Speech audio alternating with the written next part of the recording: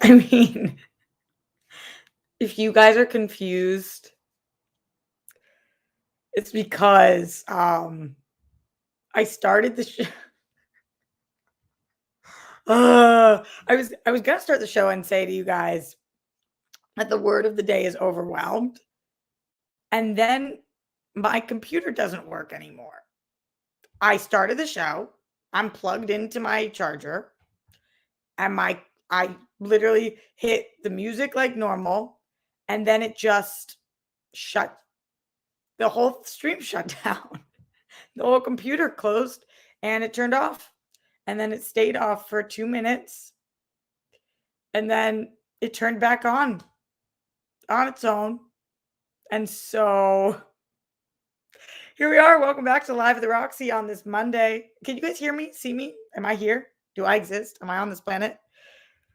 I guess the biggest feud is Roxy versus technology. Because holy shit. I want you guys to know how my day is going today. This is how the day is going. This has been unbelievable. This is an actual conversation that took place with me and Steph Sabra today. This is real. I was feeling overwhelmed this morning.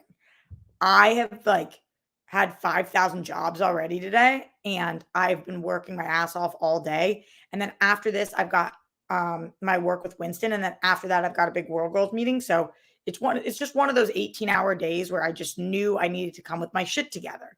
But everything around me keeps failing, and I'm also new on these dating apps, and people you guys know me. I like to respond in a timely fashion, and now I'm getting these messages that I feel like I need to respond to, but then I'm in the middle of my fucking workday and I know I should just let that wait, but it's just been a little stressful, and I know that that's good problems to have, but just I'm a little overwhelmed.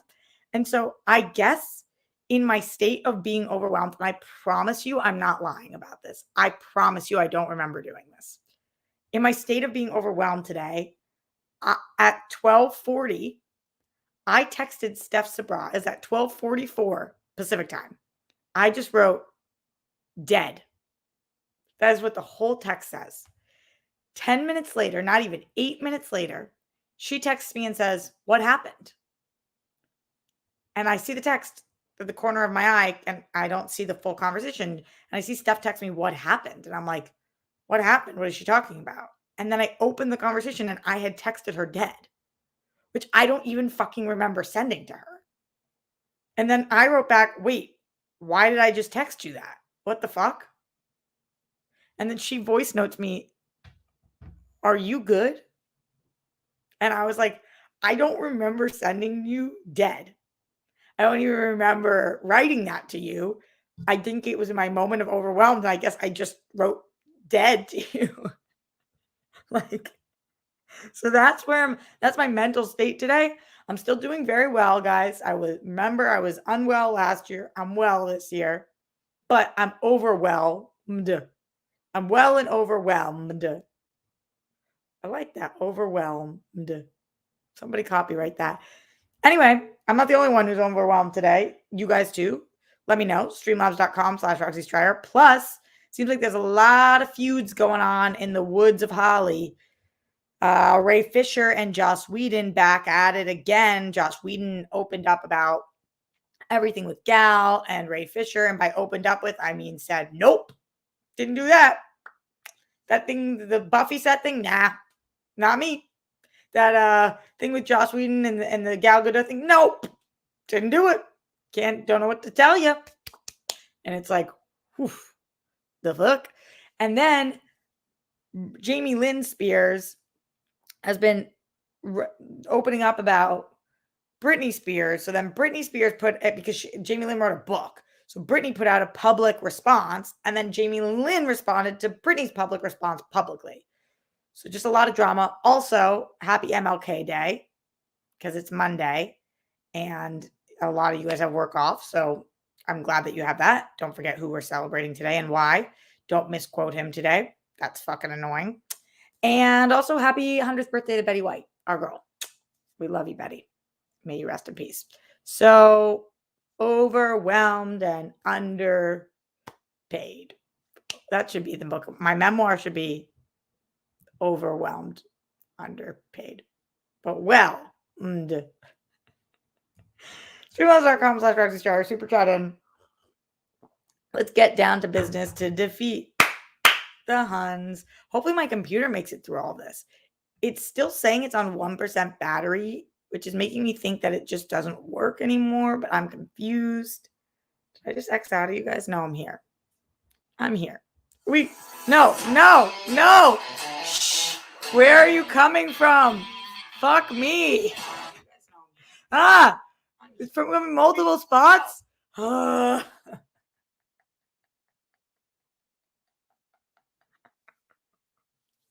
This is what a well person looks like. Okay. She's good. Dead. Just dead. Peace and love needed. That's what my shirt says, and that is how I feel. Peace and love needed. Ryan Payne just says, holy shit. I'm with you, Ryan Payne. Holy shit. Holy shit is right. Let's start in the Streamlabs. We'll get to some of these stories. Send support. Your girl clearly needs it. And today, the first Streamlabs of the day, rolling through from none other than, it was last night. It was coming from Scott Welsh, I said that. Oh, I did that game that late yesterday. Glenn Caesar this morning said bunnies to Avery Burke and Avery's mom. Rest in peace, Chris Burke. 3 rock stars forever. Ghost Mets, everyone fighting to smash cancer. Then he said all the things we hate, including but not limited to anti-Semitism, Islamophobia, Asian hate, and we know that Black Lives Matter. Oh, that fucking news story about the Times Square, the subway, the Asian woman who was pushed in front of the fucking train and killed. It's just like, okay, world. Maybe people should stop being the villain. Horrible. Glenn also said, hello, good MLK Day, Roxy. Send well wishes and thank you for being with us. Peace, bunnies, hugs, and good stuff to you, your dad, Jet, Sky, Grammy, Puppo, and your family. Be most excellent to yourselves and each other, RJ and Rockstars. Glow in your flow. How are you, Roxy? Hopefully you're feeling good, and I'm feeling good. Good enough. I'm the best. I'm number one, and he's thanking me for everyone who's battled. MLK is battling for choosing to, or he said MLK, or anybody who's choosing to battle. Thank you for showing up and being support for the people around you. Whenever, however you can, doing so. Even when stuff makes you a winner, when you win, we all win. And then Christian Hardesty Streamlabs in, and this is the entirety of the Streamlabs, which is incredibly fair after my story. He just wrote, dead. Yep. If y'all have nothing to say to me today, but you just want to show support in the Streamlabs, just write dead. Because that was fucking crazy. That was fucking crazy. Christopher says he thought my shirt said peach. I get that. I see that. No, it's peace. Peace and love, baby. Peace and love. Peace and love. Needed. It looked like the heart was breaking. It wasn't. It's just needed everywhere. All right, let's talk. Let's start with this Jamie Lynn and Britney story. Then we'll get to Joss Whedon, Ray Fisher, Gal Gadot. But starting with the Spears. This has just gone on. This is gross. This sucks. Team Britney forever. Free Britney forever. Freed Britney. You guys know I love her. And her family clearly fucked her up and did her wrong. This we know. As somebody who is like this with my sister, anytime I see sisters fighting, it is the hardest of all the relationships to watch for me because my sister and I used to not get along before my mom died. And after that, we got close and she became my best friend. And I just think about how many people could have their best friend, but instead they're fighting over things. And this sucks because Britney feels really wronged by her sister, rightfully so. And her sister is being fucking bizarro and whacked. She's doing a ton of interviews. She's releasing a book. And I get that Jamie Lynn has her own life as well. And she thinks she's speaking her truth, but she didn't support Britney. And she's claiming she supported Britney, but she didn't support Britney in all the ways she could have. And I get that she's stuck between a rock and a hard place because this is her family too. But this is basically what happened. After the interview that Jamie Lynn did about her new coming book, where she said, I've loved my sister. I've always supported my sister. I don't know why this is happening. Britney Spears put out this statement, and I will summarize because it's a little long, but essentially she says, Jamie Lynn, that she didn't call her a scum person, but she doesn't understand why she's making up these lies. She says she thinks that they would both have to agree on the fact that the family's never been as hard on Britney as they are on Jamie, which I think everybody who's a fan of them can see. I mean, there's no way that they were as hard on any of the siblings as they were on Britney. Britney clearly got the brunt of it. She was the most famous. And she said, what dad did to me, they don't even do to criminals. She talks a lot about that comparison of how she's treated versus how they're treated in jail. She says she wasn't even allowed to have coffee, and in prison on death row that they are allowed to have coffee. She says that she treated me like nothing, and that's not even half of it, that she's shocked that dad isn't in jail, that they're supposed to have each other's back, and what Jamie is saying is confusing her. But then she switches at some point and she says, all I know is I love you unconditionally. So go ahead and say whatever you want. It's tacky for a family to fight publicly like this. You say you love me, yet your loyalty is still with the people that hurt me the most. And that is where I see what Britney is saying here, because even if Jamie Lynn wants to say she's always had Britney's back, we see that Jamie Lynn is still very closely tied to Jamie and Lynn, her two parents, who are the ones who put Britney in this position, especially the dad. So it's hard in a world where we say things like, if you're not with me, you're against me, in a world where if you love somebody, you don't love their enemies.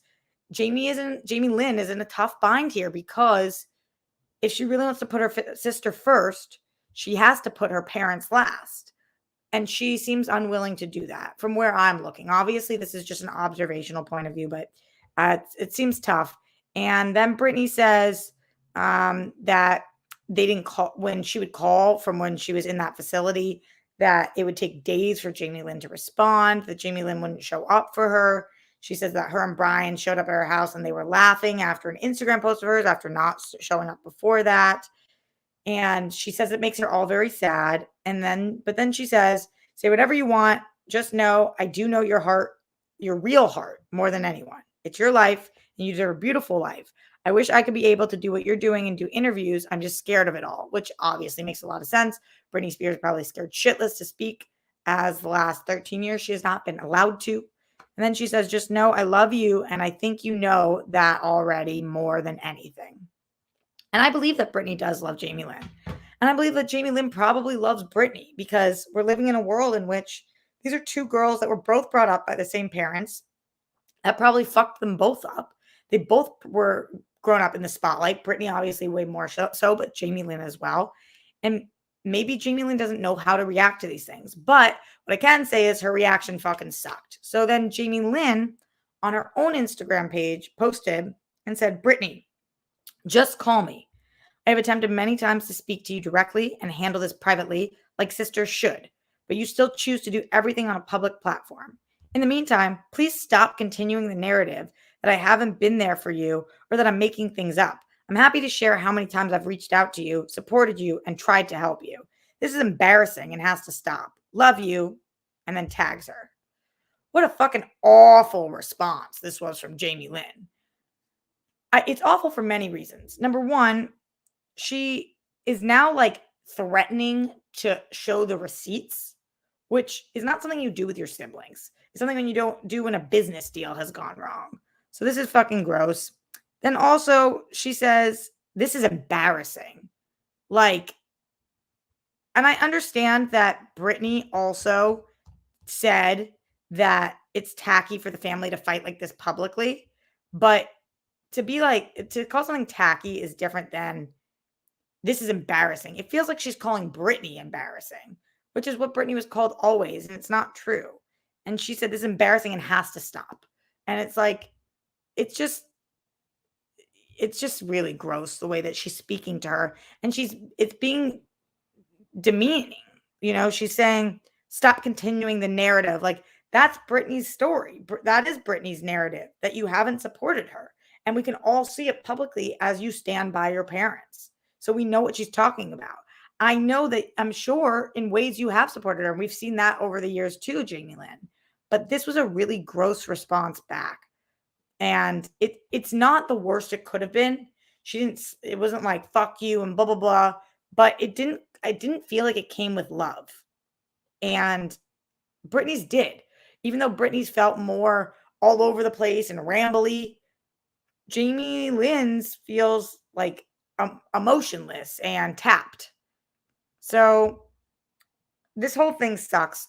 I hope these girls can figure out a way to be sisters again and get on the same page, support each other, love each other. I hope they do it privately and that it isn't just for the public.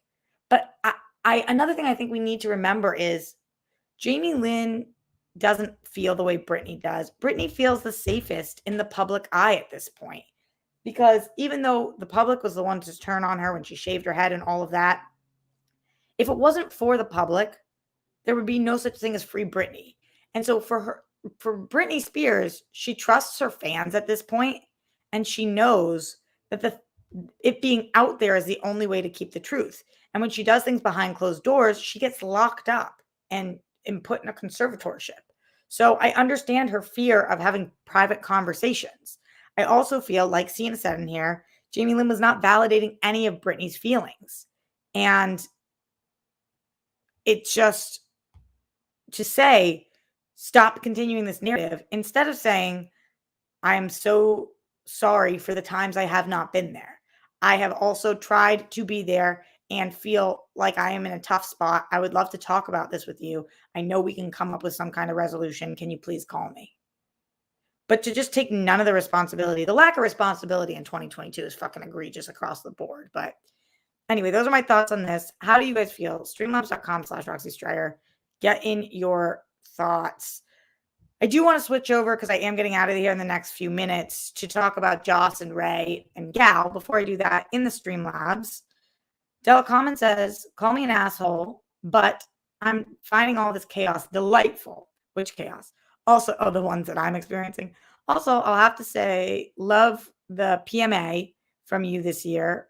The PMA. As I've said, in 2022 is the year we all flip the tables and wreck shit. What's the PMA? I don't know what a PMA is. Let me know. Jimmy Nail says MLK defined negative peace as the absence of tension and positive peace as the presence of justice. Always fight for the positive peace. I love that. Roxy and the Rockstars, I love you all. We love you, Jimmy. You're awesome.